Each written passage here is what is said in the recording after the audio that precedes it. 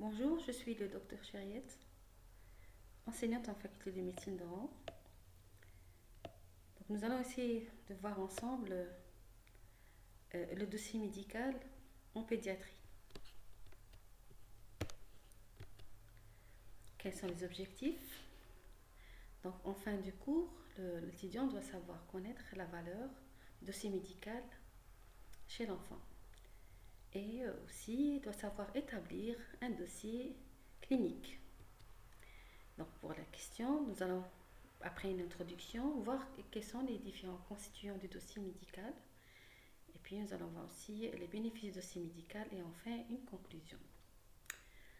Le dossier médical est un outil, que ce soit c'est un outil où sont consignées et regroupées les informations médicales portant sur le patient, quel que soit son âge, qu'il soit un enfant, qu'il soit un adulte, aussi bien en cabinet médical, libéral qu'en clinique ou en hôpital. Le dossier médical d'hospitalisation, qui fait objet de notre cours aujourd'hui, essentiellement chez l'enfant, est une pièce médico-légale.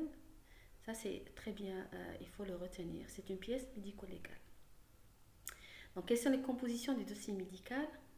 Une grande partie est réservée à l'identification du patient, notamment le nom et prénom de l'enfant, sa date de naissance, et avec les informations des parents, qu'ils soient biologiques ou adoptifs, ou tuteurs, leur nom, prénom, leur adresse, leur numéro de téléphone, leur profession, voire numéro d'immatriculation de la sécurité sociale.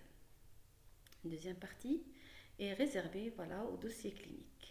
Et là, on va commencer par l'anamnèse.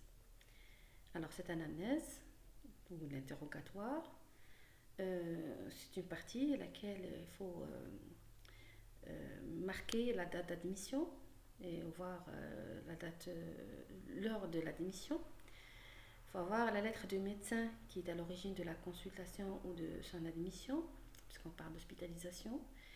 Bien voir carrément c'est une lettre pour une évacuation. Quels sont les motifs d'hospitalisation? Est-ce que dans le cadre d'une urgence, ou bien est-ce que c'est pour une investigation par exemple d'une anémie ou d'un syndrome de mastocytose ascitique, il y en a des motifs d'hospitalisation et donc ou bien c'est pour une prise en charge thérapeutique assez particulière. L'anamnèse aussi, là on doit chercher les antécédents et les facteurs de risque.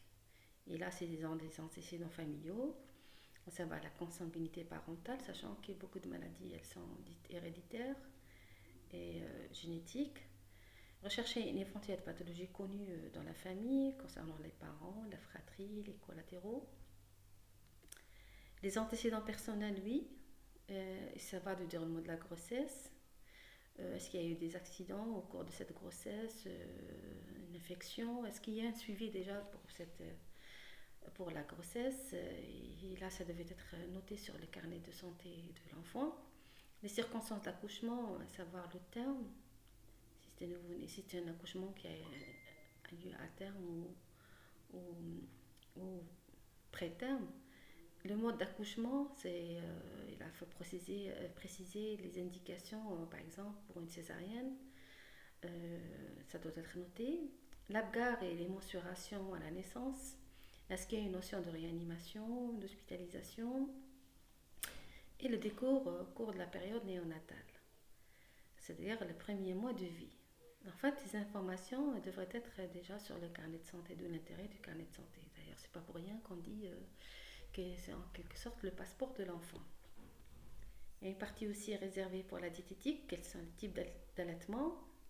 Est-ce que c'est un allaitement maternel exclusif ou bien au contraire mix ou plutôt artificiel? Et il faut savoir pourquoi il n'y a pas eu d'allaitement maternel.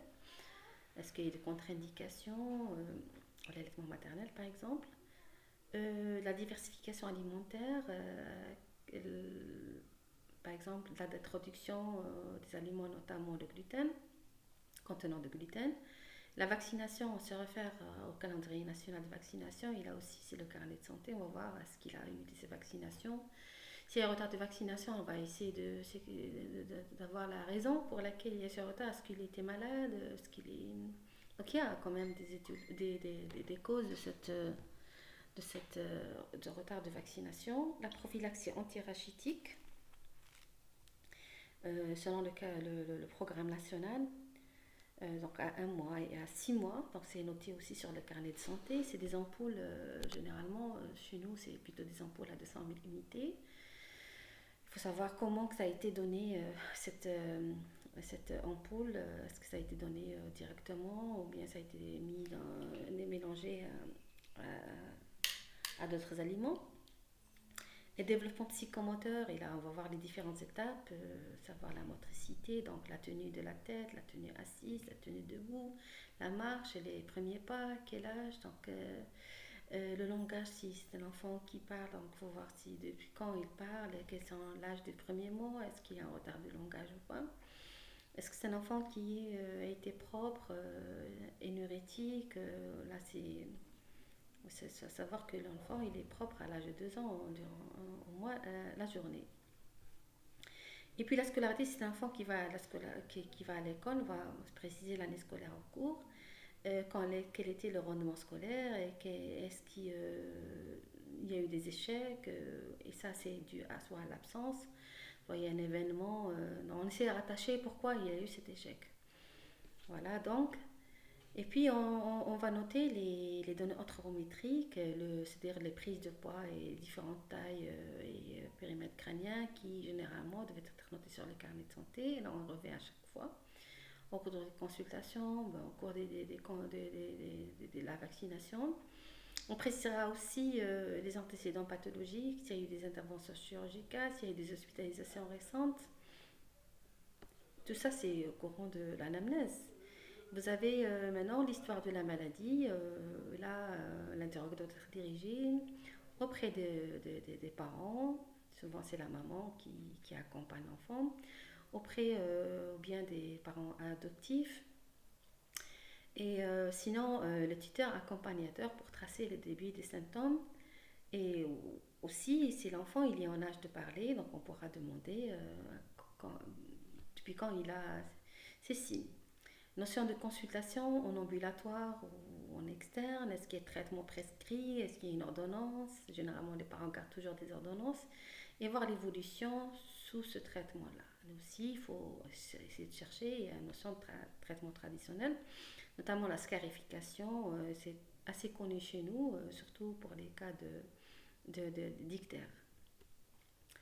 Ensuite, c'est bien l'examen, donc après l'interrogatoire, vous avez l'examen clinique. Donc on essaie d'apprécier l'état général avant tout, c'est-à-dire c'est un enfant qui doit être dénudé, mais tout en respectant sa pudité.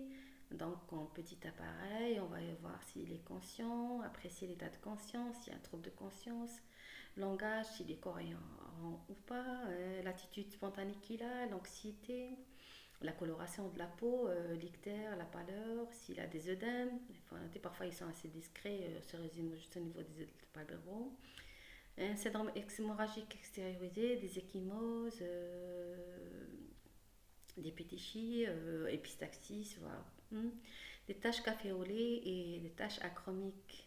Voir s'il y a une dysmorphie faciale, telle que la présence de certaines traits, par exemple des traits de trisomie, un microchondriatisme qui peut nous indiquer, nous évoquer certains syndromes, une bec de lièvre ou la fente labiale. Il y a des traits, des enfants qui ont des traits grossiers qui peuvent nous évoquer certaines maladies de surcharge. Bien sûr, il faudra noter la prise de la température au moment de l'admission, le temps de recoloration et la prise de la tension artérielle. Et prendre les données de la taille, de prendre le poids, la taille et le périmètre crânien, c'est pour pouvoir essayer de voir l'état de trophicité de cet enfant et puis faire l'IMC ou l'indice de masse corporelle et pouvoir tracer aussi la courbe de croissance avec les anciennes mensurations qui ont été marquées sur le carnet de santé. Ça va nous permettre ainsi d'apprécier la qualité de cette croissance, si elle est harmonieuse ou bien au contraire on a des cassures, sur la croissance, que ce soit pour la taille ou pour le poids. Ensuite, vous avez l'examen physique des différents appareils, comme chez l'adulte, hein. Mais nous avons des particularités, c'est que chez l'enfant, on essaie toujours de dépister des pathologies qui ont été assez inconnues. Donc, on essaiera de voir s'il y a une cardiopathie congénitale. On essaiera de voir sur le plan respiratoire s'il y a des signes d'insuffisance respiratoire chronique, une déformation du thorax. Bien sûr, on va prendre le périmètre thoracique. Il y a un hypocratisme digital. Sur le plan digestif, vous avez le ballonnement abdominal, l'acide, la circulation veineuse collatérale, une hépatosplénomégalie dont il faudra décrire ses caractéristiques. Sur le plan hétérogénital, donc on cherchera s'il y a un rein, un grand rein, donc à la palpation. On appréciera l'existence éventuellement des anomalies de différenciation sexuelle, ce qu'on appelle autrefois l'ambiguïté sexuelle. Et apprécier aussi la puberté. Si c'est un enfant qui est en âge d'être pubère, apprécier différents stades de puberté. Sinon, s'il y a des signes précoces de puberté pathologiques. Sur le plan neurologique, là aussi, on va chercher les roteurs, la sensibilité, la motricité. On essaiera d'établir le quotient de développement chez cet enfant-là. Sur le plan comoteur, il y a les attitudes vicieuses, il y a des raideurs articulaires qu'on doit rechercher, des malformations, les pieds beaux, les pieds valgus. On appréciera la démarche, si on est à de marcher, donc quelle est cette démarche, est-ce qu'elle est correcte, elle est normale, ou au contraire il y a un trouble de la marche, une marche en canard, une marche en stépage, etc. Particularité aussi au cours de l'examen, c'est surtout c'est les nouveau-nés qu'on essaiera, surtout quand on examine, on essaiera de chercher des malformations telles que la luxation congénitale de hanche, et puis d'autres malformations. Par exemple, là on va le voir sur le cours de l'examen du nouveau-né. Et puis la particularité de l'examen neurologique chez nouveau-né, c'est apprécier les réflexes archaïques, et puis essayer d'établir l'âge gestationnel en appréciant les indices de maturation morphologique et neurologique. Voilà, donc au terme de notre examen clinique, nous avons des conclusions de l'évaluation clinique initiale, c'est-à-dire on aura à identifier les problèmes. Donc en identifiant ces problèmes, nous aurons une prise en charge qui est adaptée. Et bien sûr, il y aura des examens paracliniques demandés pour étayer les diagnostics les plus évoqués, savoir un bilan standard, voire un bilan assez spécifique sur le plan biologique, sur le plan imagerie. Par exemple, nous avons certains bilans qui sont demandés. Par exemple, si c'est un enfant qui fait un ictère, c'est nouveau-né, donc on est obligé de faire et le groupage de l'enfant et le groupage de la mère, faire des tests de Coombs. Si c'est une histoire d'anémie hémolytique, on fera des électrophorèses d'hémoglobine, dosage de certaines enzymes. Si on a une histoire de mucoviscidose, c'est les tests de la sueur, etc. Donc nous avons certains examens qui seront demandés en fonction du tableau clinique. Puis l'imagerie, ça va de simples radios standards à des échographies en passant et en précisant que l'échographie transfontanellaire qui peut être faite, elle est faite en premier lieu, déjà c'est un geste invasif à travers la fontanelle qui est toujours ouverte, que ce soit chez nouveau-né ou nourrisson avant l'âge de 2 ans.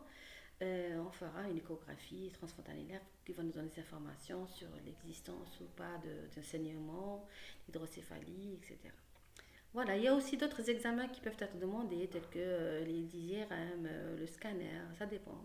Ça dépendra de notre tableau clinique. Voilà. Donc, à cet examen, à ce dossier médical, il doit s'y attacher le consentement écrit des parents ou bien des tuteurs pour un protocole thérapeutique spécifique, pour un prélèvement spécifique, notamment génétique plutôt. Là, on est obligé d'avoir un consentement écrit des parents, signé, dûment signé.